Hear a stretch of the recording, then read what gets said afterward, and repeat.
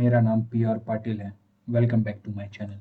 आज एक नए केस के साथ। ये कहानी कत्ल की है नहीं, ये कहानी अपराध की है नहीं, ये कहानी बेवफाई की है, प्यार की है और अश्लील वीडियो वायरल करने की है। और इस वीडियो को वायरल करने की वीडियो की सजा भी है। ये कहानी है बिहार के मुजफ्फरपुर की। गर्लफ्रेंड ने अपने बॉयफ्रेंड को गोवा से बिहार बुलाया और फिर अपने पूरे परिवार के साथ बेवफाई का बदला लिया। वो बदला भी ऐसा था जिसको सुनकर रूह कांप जाए। असल में बिहार के मुजफ्फरपुर में एक लड़का और एक लड़की है। एक दूसरे से प्यार करने का दावा करते थे एक दूसरे के साथ रहने के लिए हम कुछ भी कर सकते हैं। लेकिन एक चीज कम थी दोनों के बीच में, वो था भरोसा एक दूसरे पर, अपने प्यार पर। ये नींव बनी इस कत्ल की। आपके स्क्रीन पर ये जो फोटो दिख रही है, इस लड़के का नाम है जयप्रकाश और इस लड़की का नाम है ललिता। वैसे तो ये 3 साल से एक दूसरे से प्यार करते थे।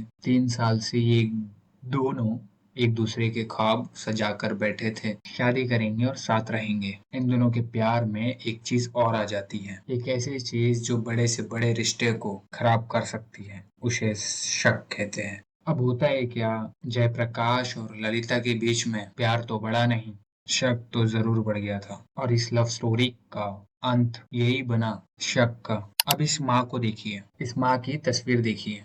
माँ अपने बेटे की फोटो को देख रही है। इस माँ को अभी तक यकीन नहीं है कि अब उनका बेटा नहीं रहा, अब उसका बेटा कभी वापस नहीं लौटेगा। ये केस मुजफ्फरपुर का है। 13 अगस्त रात चाकू से गला काटकर जयप्रकाश, जिसकी उम्र 23 साल थी, उसको मौत के घाट उतार दिया। इस मामले में पुलिस ने 21 अगस्त को हत्या में शामिल एक शख्स को गिरफ्तार भी किया। जब पुलिस ने पूछताछ की तब पता चला 23 साल का ये लड़का जयप्रकाश, इसका मर्डर उसकी अपनी गर्लफ्रेंड ने कराया है।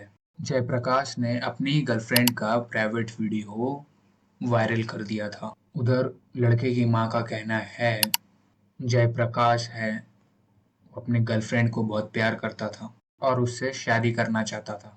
और एक बार वीडियो कॉल पर ये जब दोनों बात कर रहे थे, ललिता के कमरे में किसी और को देख लिया था, जिसके बाद दोनों में विवाद हुआ।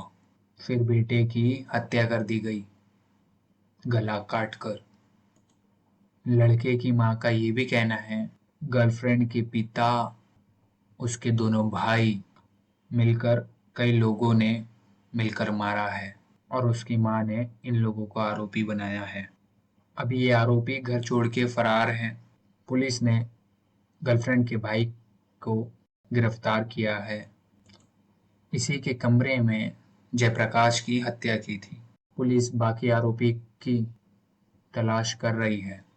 जयप्रकाश की मां का ये भी कहना है कि जयप्रकाश गोवा में काम करता था और गर्लफ्रेंड का फोन आया और उसके फोन पर उसकी गर्लफ्रेंड ने कहा था, जिसका नाम ललिता है, तुम जल्दी से मुजफ्फरपुर आ जाओ, आपसे शादी की बात करनी है घर वालों को। माँ का ये भी दावा है कि कॉल रिकॉर्ड उनके पास है।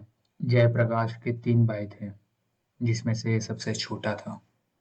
माँ जो है बताने लगी, हയ്यापुर की ललिता नाम की एक लड़की से प्रेम करता था। ललिता की उम्र 22 साल है। ललिता जो है जयप्रकाश की ममेरी बहन जो है, ननद है। और जयप्रकाश हमेशा जाता था। ललिता से पहली बार मुलाकात वही हुई। 2021 से दोनों एक दूसरे से प्यार करते थे। 2023 में ललिता बीसीसी पढ़ाई करने के लिए पटना चली गई और जयप्रकाश भी उसी साल गोवा चला गया था जनरेटर ऑपरेटर का काम करने। और वो ललिता को हर महीने 5,000 रुपये भेजा करता था। लड़के की मां ने ये भी बताया है, दोनों के रिश्ते के बाद लड़की के घर वालों ने रिश्ते की बात भी की थी, रिश्तेदारों से शादी की बात भी की थी। नवंबर में 2023 में ललिता के माँ बाप, भाई बहन जयप्रकाश के घर में शादी की बात करने आए थे, लेकिन जयप्रकाश के पिता उस टाइम घर पे थे नहीं, तो बात आगे बढ़ नहीं पाई। माँ का ये भी कहना है कि जयप्रकाश और ललिता के बीच में फ़ोन पर बातें होती थी। एक बार बीच में फ़ोन पर ललिता को वीडियो कॉल की थी। उस वक़्त उसके कमरे में किसी और शख्स को देख लिया था जयप्रकाश ने, और फिर उस जयप्रकाश गुस्सा हो गया था। जयप्रकाश और ललिता के बीच में अक्सर फिर विवाद होने लगा। एक दिन ललिता ने जयप्रकाश, जो उसकी माँ है, ललिता ने फ़ोन किया जयप्रकाश की माँ को, कहने लगी, तुम्हारा बेटा सही नहीं है, मैं उससे शादी नहीं करूँगी।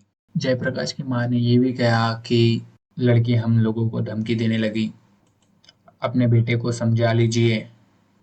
जयप्रकाश से हमने बात की है। जयप्रकाश ने ये कहा उस लड़की से बहुत प्यार करता है और उसके लिए कुछ भी कर लेगा, और उसने बहुत कुछ किया भी है, और उससे मेरी शादी नहीं हुई, मैं मर जाऊंगा, ऐसा जयप्रकाश ने कहा। फिर दोनों में विवाद बढ़ता चला गया। इसी समय जयप्रकाश ने ललिता के कुछ वीडियोस थे, प्राइवेट वीडियोस, भाई और जीजा को भेज दिया। इस मामले पर माँ का कहना है कि उसका मकसद जो है वीडियो भेजने का, ये था कि ललिता के रिश्तेदारों को ये पता चल सके जयप्रकाश और ललिता बहुत आगे बढ़ चुके हैं, उनके बीच में जो रिश्ता है वो बहुत मजबूत है। जयप्रकाश के बड़े भाई मिथिलेश कुमार ये भी कहा है कि जयप्रकाश और ललिता 3 साल से रिलेशनशिप में थे। जब शादी की बात हुई, जब मुझे जानकारी हुई, पहले मुझे जानकारी नहीं थी। जयप्रकाश जो है गोवा से कभी कभी बीच में आता था। जब भी वो घर आया करता था कि ललिता से मिलने जाता था। अरे, मुजरिमों ने पहचान छुपाने के लिए बॉडी की जो हालत की थी वो इतनी भयानक थी, जिसके टुकड़े कर दी। शव को बैग में भरकर शव को ट्रॉली बैग में भरकर और अच्छे से बंद किया, साइकिल में रखकर सड़क किनारे फेंक दिया। ऐसा करते हुए सीसीटीवी कैमरे में सब रिकॉर्ड हो गया। वहीं जो उसकी बहन है, जयप्रकाश जयप्रकाश की जो भाभी है, उन्होंने ये कहा है कि पति के साथ थाने में हमने सब कंप्लेन कराई है। 13 अगस्त की शाम 7 बजे जयप्रकाश ये कह के गया, मैं अपने दोस्तों से मिलकर आता हूँ और कुछ सब्जी खरीद के लेके आता हूँ। और 8:30 बजे जब दोबारा फ़ोन किया, फ़ोन नहीं लगा। लगातार वो फिर फ़ोन करते रहे, फिर उससे बात नहीं हो सकी। फिर रात में 10:30 बजे के बाद जयप्रकाश का फ़ोन स्विच ऑफ हो गया। अगले दिन जयप्रकाश की लाश मिली। वहीं प्रेमिका ने जयप्रकाश को शादी के बहाने बुलाया, एक कॉलोनी पर बुलाया और वहां पर अपने भाई के कमरे पर बुलाया। पहले से सब प्लानिंग करके बैठे थे। गर्लफ्रेंड, दोस्त के भाई, कई लोग मौजूद थे। जयप्रकाश जैसे ही वहां पहुंचा, चारों ने मिलकर जयप्रकाश को मौत के घाट उतार दिया। इस पूरे मामले पर पुलिस ने क्या कहा? प्रेम की वजह है, लड़की का प्राइवेट वीडियो बनाया गया जिसे वायरल किया गया। उसी का बदला लेने के लिए पूरे मामले पर हत्या की गई। जिस रूम में हत्या हुई वहां पर एक टीम को भेजा गया। आरोपी की तलाश चालू है। इस पूरे मामले पर पुलिस का क्या कहना है, एक बार आप सुनिए। दिनांक 24/8/2024 को मिठनपुरा में रामबाग स्थित जानकी वल्लभ शास्त्री लेन है, उसके पीछे ही एक किराए के मकान में व्यक्ति रहते थे। तो उनके घर के पीछे एक सूचना मिला था कि एक डेड बॉडी मिला है और डेड बॉडी लाल कलर के ट्रॉली बैग में बंद था। तो हम लोग के द्वारा कांड की गंभीरता को देखते हुए पहले तो कांड दर्ज किया गया और एक SIT का गठन किया गया, जिसमें SHO मिठनपुरा इसको लीड कर रहे थे। इसमें हम लोगों के द्वारा इमीडिएटली FSL को बुलाया गया और FSL ने भी काफ़ी समय उधर देते हुए कई सारे महत्वपूर्ण साक्ष्य घर से बरामद किए, जिससे ये चीज़ कंफर्म हुई कि जो 3 साल की बच्ची थी, उस बच्ची का मर्डर उसी घर में किया गया है। और इसके बाद में हम लोगों ने आगे अनुसंधान किया तो हम लोग के द्वारा कल जो बच्ची की माँ है उसके हम लोग के द्वारा गिरफ्तारी की गई है और इसने कांड में अपनी संलिप्तता स्वीकार की और बताया है कि ये एक व्यक्ति रामपुर हरी थाना अंतर्गत एक गांव है, वहाँ पर एक व्यक्ति है, उनसे प्रेम प्रसंग में थी और उसी के साथ में रहना चाहती थी। तो दोनों ने मिलकर के ये चीज़ प्लान किया था कि साथ में रहेंगे, लेकिन उसका कहना था कि लड़की को तुम साथ में नहीं लाओगी और इसका कहना था कि मैं लड़की को साथ में लेके जाऊँगी। उसी द्वंद्व को लेकर के लड़की काफ़ी, ये जो महिला है जिसने मर्डर किया है, कन्फ्यूजन में थी। और जिस दिन घटना हुई है 24 तारीख को, इसने लड़की को चाकू से उसका गला रेत करके और मार करके फिर इसने डेड बॉडी को लाल ट्रॉली बैग में रख करके और ऊपर छत पे ले जा करके पीछे जो एक खाली ग्राउंड है वहाँ पर उसने डंप किया और उसके बाद में नीचे आकर के पूरा छत प्लस जो उसका फ्लोर था उसको अच्छे से साफ़ किया ताकि पूरे साक्ष्य मिटाए जा सकें। लेकिन एफएसएल के द्वारा उसमें वहाँ पर कई अलग अलग जगह से ब्लड स्पॉट्स मिले हैं और इसके अलावा जो छत से भी हम लोगों को ब्लड स्पॉट्स मिले हैं और वॉश बेसिन से भी हम लोग को ब्लड स्पॉट्स मिले हैं और वो जो चाकू है जिससे इसने मर्डर किया था उसको भी इसने धो दिया था, तो वो भी हम लोगों ने रिकवर किया है। कहाँ अकेले मर्डर की थी? ये अकेले मर्डर की थी। इसने संलिप्तता जब कांड की स्वीकार की तो इसमें एक और चीज़ इसने स्वीकार की कि ये क्राइम पेट्रोल देखती थी और क्राइम पेट्रोल में भी एक दो ऐसे तो सुना आपने पुलिस का इस मामले पर क्या कहना है। इस केस में आप कमेंट करके ज़रूर बताइए ये जो पूरा मामला है आपका क्या कहना है। ये मामला पूरा तभी बिगड़ा, ललिता की प्राइवेट वीडियो वायरल कर दी। वो उसकी नाक को वो सुन नहीं पाया। उसे लग रहा था कि ललिता किसी और शख्स से भी फोन पर बात कर रही है।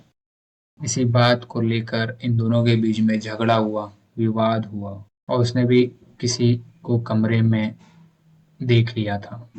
ललिता के परिवार वालों को वो प्राइवेट वीडियो भेजा। इस पूरे मामले पर जयप्रकाश की जो माँ है उसका जो मकसद था जयप्रकाश का वीडियो भेजने का वो सिर्फ इतना था घर वालों को ये बता सके क्योंकि जयप्रकाश और ललिता कितने आगे बढ़ चुके हैं, दोनों के बीच में रिश्ता कितना मजबूत है। ये केस को लेकर आप लोगों का क्या कहना है कमेंट करके ज़रूर बताइए। यहाँ पर केस समाप्त होता है, मिलते हैं नेक्स्ट केस के साथ।